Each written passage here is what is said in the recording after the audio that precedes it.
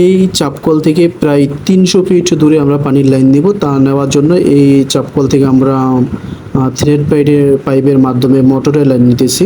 এদিক দিয়ে হচ্ছে মাটির নিচ দিয়ে আমরা লাইনটা এনে আমাদের সামনে মোটর, সেই এদিক থেকে মোটরের দূরত্ব হচ্ছে প্রায় 60 ফিটের মতো পাইপ এই জায়গায় আমরা ইউজ করেছি। এদিক থেকে আইসা এদিকে ভিতরে আমরা ওই হাউজের ভিতরে ঢুকে যাবে, মোটরটা ওইটার ভিতরে আছে।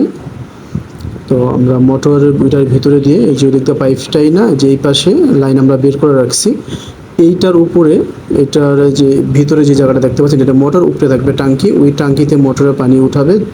মোটরের পানি আনবে প্রায় 60 ফিট দূরের থেকে, এবং ওই 60 ফিটের পরে টাঙ্কিতে পানি উঠবে। টাঙ্কির থেকে পানি যাবে প্রায় 200 ফিট দূরে। 200 ফিট দূরে যাওয়ার জন্য আমরা লাইনটা দেখাচ্ছি। এটা হচ্ছে মেন রুট।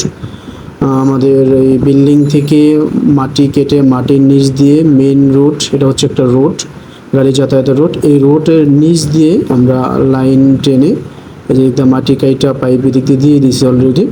তো এদিক দিয়ে হচ্ছে আমাদের বাড়ির ভিতরে, ওটা হচ্ছে বাড়ির বাহিরে। তো বাড়ির ভিতরে আমাদের লাইন ঢোকাইতেছি। এদিকে যে মাটি কাইটা এটার নিচে অলরেডি পাইপ দেওয়া হয়ে গেছে, এটার নিচে পাইপ দেওয়া আছে। আমরা আরও সামনে যাব।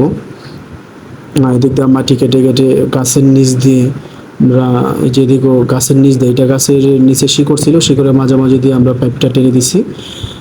এই জায়গায় আইসা পড়ছি প্রায়, এদিকে আইসা এই যে বড়ই গাছের শিকড়, এটা একটা বড়ই গাছ। তো এদিকে ঘরের পিঠা ওটা কেটে মাটি কাইটা এদিকে পাইপ এই পর্যন্ত আইসা পড়ছে। এখনও আরও পাইপ দেওয়ার বাকি আছে, প্রায় 200 ফিটের মতো পাইপ এই জায়গায় আনা হয়েছে। 200 ফিট পাইপ লাগবে আমাদের এই জায়গায় লাইন আনতে।